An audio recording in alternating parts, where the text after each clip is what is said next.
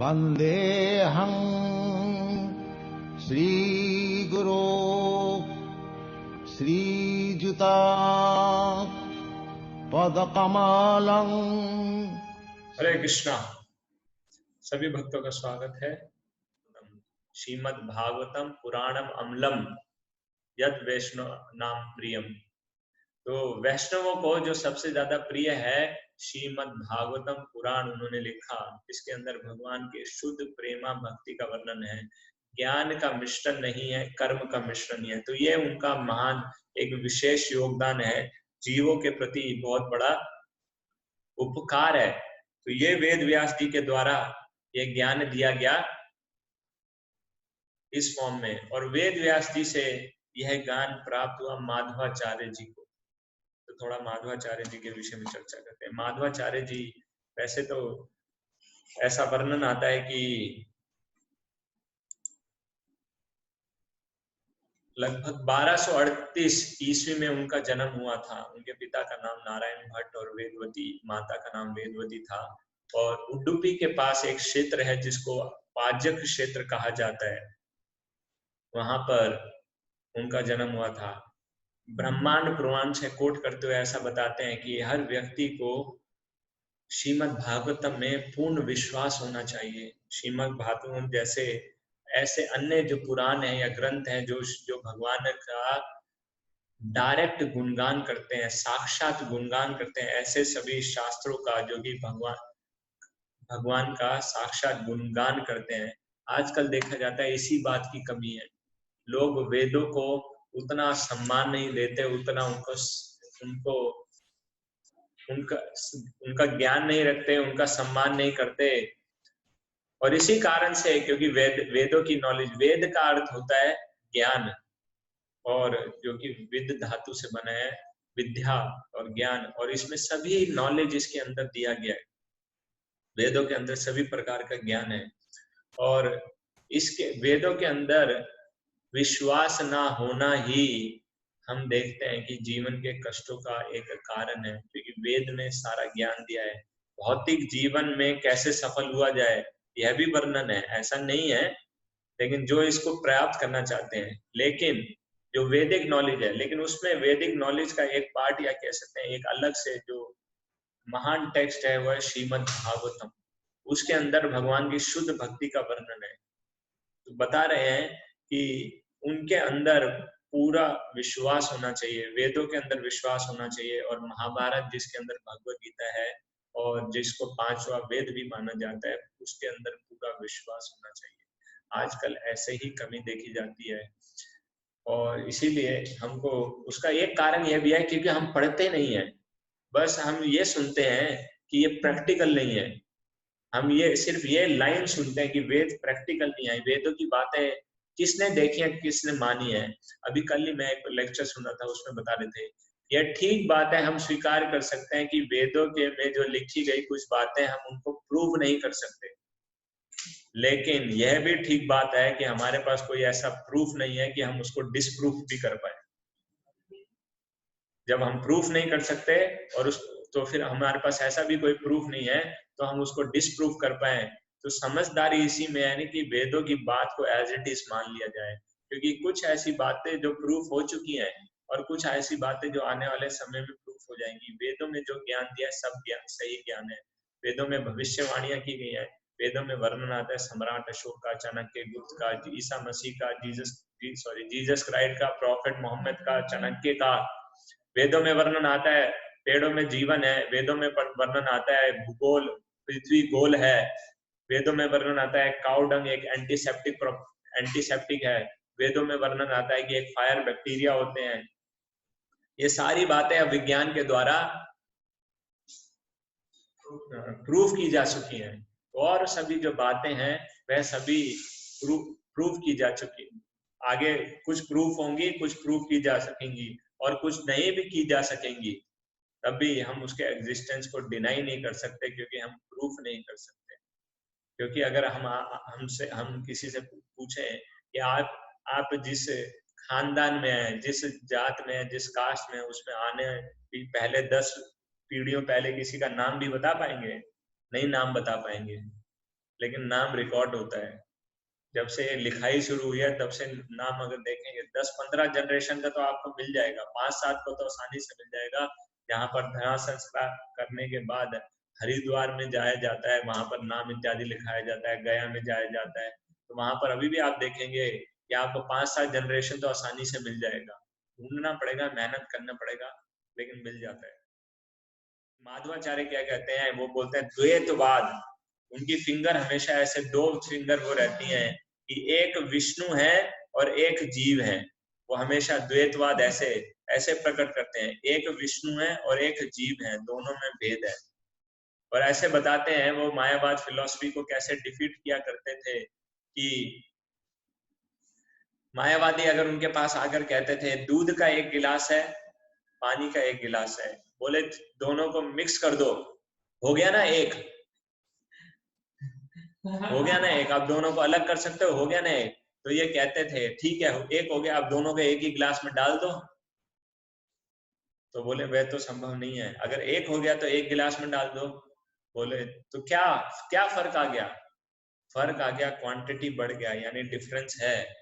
तो वो यही बताते थे कि हो सकता है कि क्वालिटी में अगर देखा जाए तो दोनों में सेम क्वालिटी हो सकती है, लेकिन विष्णु और जीव में क्वांटिटी का कितना फर्क है। जिस प्रकार से सागर की एक बूंद और सागर की क्वालिटी सेम है, लेकिन क्वांटिटी दोनों की अलग अलग है। सागर बूंद के समान नहीं हो सकता, हालांकि बूंद के अंदर सागर की क्वालिटी प्राप्त हो जाएंगी। एक बूंद लेंगे तो सागर के पानी की क्या क्वालिटी हो सकती है हमको पता लग जाएगा एक सैंपल लेके, लेकिन वो उतना विशाल नहीं हो सकता। माधवाचार्य जी के विषय में बताया जाता है कि जैसे कभी कभी ऐसे सोचते हैं साधु सन्यासी जो होते हैं वो तो कमजोर से होते हैं, लेकिन ऐसा बताया जाता है कि उनका शरीर बहुत बलिष्ठ था, गरिष्ठ था, वो वायुदेव के पुत्र थे। और एक बार ऐसा और बुद्धि होने के साथ साथ वो शक्तिशाली भी थे। एक बार ऐसा बताया जाता है कि उनके डिसाइपल सत्य तीर्थ के ऊपर बंगाली शेर ने अटैक कर दिया, तो उन्होंने उससे द्वंद्व युद्ध किया और शेर कहते हैं ना जैसे दुम दबाकर भाग लिया, तो दोनों पांव के अंदर अपनी दुम दबाकर भाग लिया। तो 5 वर्ष की उम्र में इन्होंने अपने गुरु से दीक्षा लिया। कौमारम आश्वेत प्राज्ञो धर्मान भागवतम इहा दुर्लभम मानुषम जन्म तदपि ध्रुवम अर्थदम। बताते हैं कौमार अवस्था, ये 5 वर्ष की अवस्था लगभग कौमार की अवस्था होती है। इसी में बताते हैं ये मनुष्य जीवन दुर्लभ हमको प्राप्त हुआ है, इसीलिए हमको इसको अर्थ के कार्य में लगाना चाहिए। और कब से उसको करना चाहिए कि उसको कौमार अवस्था 5 वर्ष की आयु से ही लगाना चाहिए, क्योंकि बाद में क्या होता है, बाद में हमारे मन में तरह तरह के संस्कार आ जाते हैं, तो ये जो ज्ञान है इसको अपने हृदय में स्वीकार कर पाना कई बार बहुत मुश्किल होता है। हम देखते हैं जो लोग भक्ति में आ गए हैं, जुड़ गए हैं, तो वह यही बात करते हैं, अगर हम पहले आए होते तो अच्छा है, थोड़ा लेट कर दिया। तो माधवाचार्य जी के एग्जाम्पल से हमको यही पता चल रहा है। 5 वर्ष की आयु में उन्होंने दीक्षा ले लिया, 12 वर्ष की आयु में संन्यास ग्रहण कर लिया और घर छोड़ दिया। तो ये घर छोड़ना सबके लिए जरूरी नहीं है, लेकिन जो लोग क्वालिफाइड हैं और जो ऐसा कार्य कर सकते हैं वह इसके लिए प्रयास कर सकते हैं। नहीं तो बाकी सबके पास ऐसा नहीं है, उनको छूट है, उनको डिस्काउंट है, हम तो घर में रहेंगे, ऐश करेंगे, कुछ भी कर सकते हैं। नहीं, भक्ति तो सबको करनी है और फिर उनको गृहस्थ बनना चाहिए। जिस प्रकार से पांडव ने गृहस्थ में रहकर भक्ति की, भक्ति विनोद ठाकुर ने गृहस्थ में रहकर भक्ति की, तो ऐसे गृहस्थ में रहकर गृहस्थ की जिम्मेदारियों को निभाते हुए, गृहस्थ की रिस्पॉन्सिबिलिटीज को निभाते हुए आगे भक्ति करना चाहिए। और जैसा कि पहले हमने बताया कि वेद व्यास जी के शिष्य माने जाते हैं माधवाचार्य जी, क्योंकि उनसे इंस्पिरेशन लेते थे, उनसे शिक्षा लेने थे। और वेद व्यास जी ऐसा अभी माना जाता है कि वो अभी भी बद्री का आश्रम में निवास करते हैं, और उनसे मिलने के लिए 2 बार गए माधवाचार्य जी। अभी तो हम गाड़ी में चले जाते हैं, तब इतना टेंशन होता है, उस समय पैदल जाना होता था, पैदल आना होता था। 2 बार गए उनसे मिलने के लिए, और बताते हैं कि उनको वेद व्यास जी का दर्शन भी हुआ और उन्होंने उनको आशीर्वाद भी दिया। और बताते हैं कि उन्होंने एक अष्टमूर्ति नामक शालिग्राम शिला दिया उन्हें, और उन्होंने जो पहले उन्होंने जो भगवत गीता पे कमेंट्री लिखा था उसको अप्रूव कराने गए थे, तो उन्होंने उनकी कमेंट्री देखा भगवत गीता को और उन्होंने उसको स्वीकार किया कि आप कभी कुछ गलत लिख ही नहीं सकते, और फिर उनको शास्त्रों में और अधिक ज्ञान प्राप्त हो या डीप रियलाइजेशन हो, इसका आशीर्वाद भी दिया। यही माधवाचार्य जी ने उडुपी में उडुपी कृष्ण नाम के एक बहुत सुंदर विग्रह की स्थापना की है। उडुपी में जो एक मेन मठ है, श्री कृष्ण मठ उसको कहा जाता है, या उडुपी कृष्ण मठ कहा जाता है, और वह मेन मठ है। और उसके आजू बाजू इन्होंने 8 और मठों की स्थापना की है, जहाँ पे अलग अलग डीटीज इनके ही डिसाइपल्स को दिए और वो उसकी वर्शिप करते हैं। और ऐसा है कि इन्हीं 8 मठों के मठाधीश रोटेशन वाइज उडुपी कृष्ण की सेवा करते हैं। ये उडुपी कृष्ण के विषय में एक कथा आती है कि उडुपी कृष्ण कैसे माधवाचार्य जी को प्राप्त हुए या कौन से डीटीज हैं। माता देवकी ने द्वारका में भगवान श्री कृष्ण से इच्छा प्रकट की कि आपकी बाल लीलाओं का दर्शन मैं नहीं कर पाई।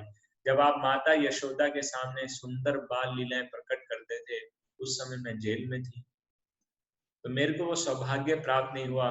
मैं आपकी वो बाल लीला का दर्शन करना चाहती हूँ, मैं आपका वो सुंदर रूप देखना चाहती हूँ।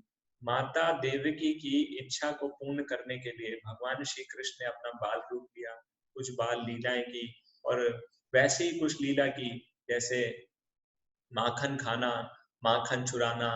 माता जब उधर गई तो माखन चुराने लगे। इस प्रकार से जो बाल लीलाएं करते थे। और फिर जब माता देवकी के सामने भगवान श्री कृष्ण ये बाल लीला कर रहे थे, उस समय उनकी पत्नी रुक्मिणी ने भगवान के इस बाल रूप का दर्शन किया, और उन्होंने भगवान श्री कृष्ण का इस बाल रूप का एक डीटी बनाया और उसकी वो पूजा करती थी। बाद में भगवान ने जब यह लीला समाप्त की, माता रुक्मिणी उनके साथ चली गई, तो यह डीटी अर्जुन को प्राप्त हुए, और अर्जुन ने यह डीटी रुक्मिणी वन नामक स्थान पे रखा, और उस स्थान पे समय के प्रभाव से गोपी चंदन के मिट्टी से वह डीटी कवर हो गया। और बाद में कुछ नाविकों के द्वारा अपनी बोट में जो ये डीटी के ऊपर बड़ा सा चट्टान मिट्टी जम गया, तो एक चट्टान की तरह दिखने लगा, तो उस चट्टान को बोट में रखा गया बैलेंस करने के लिए, as a weight. Paper weight होता है, इसी तरह बोट वेट होता है। बोट को के वेट को बैलेंस करने के लिए बड़ा सा चट्टान रखा गया। और जब ये लोग द्वारका से उडुपी पहुंचे, तो उडुपी में उनकी नाव अटक गई। माधवाचार्य जी की कृपा से उनकी नाव निकली, और उन्होंने तब नाविकों ने पूछा कि हम आपको कुछ भेंट दे सकते हैं। तब उन्होंने बोट में देखा तो उन्होंने बोला, ये मुझे गोपी चंदन दे दीजिए।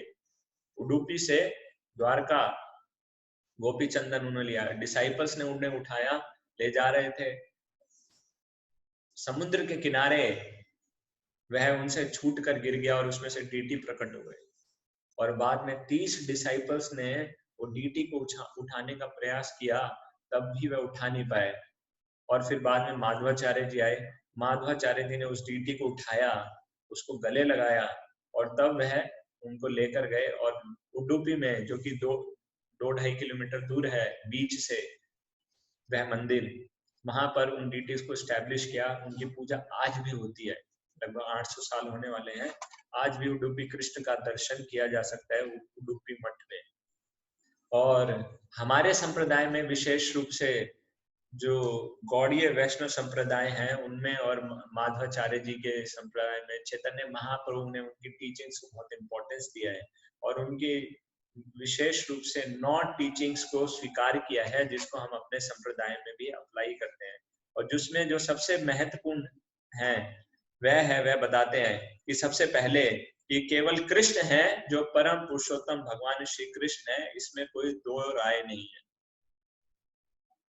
फिर दूसरा वो बताते हैं कि सारा का सारा ज्ञान वेदों में दिया गया है, कि और वेद सभी ज्ञान वेदों में प्रस्तुत है। और फिर वो बताते हैं कुछ लोग ऐसा मानते हैं कि ये जगत जो है वो मिथ्या है, बोलते नहीं ये जगत सत्य है, मिथ्या नहीं है। और फिर वो भी ये भी बताते हैं कि जीव में और भगवान में भेद है, और पदार्थ में भी भेद है, लेकिन ऐसा नहीं है ये मिथ्या है, ये सभी सत्य है। और अंत में कि जीव का जो स्वभाव है वो भगवान की सेवा करना है। जीव दो प्रकार के होते हैं, मुक्त जीव और बद्ध जीव। तो हम सब कौन सी कैटेगरी में हैं? बद्ध जीव की कैटेगरी में है, जो मुक्त होने का प्रयास कर रहे हैं। और भगवान की शुद्ध प्रेमा भक्ति ही एकमात्र जरिया है या साधन है, जिसके द्वारा हम अपनी बद्ध अवस्था को छोड़कर मुक्त अवस्था को प्राप्त कर सकते हैं।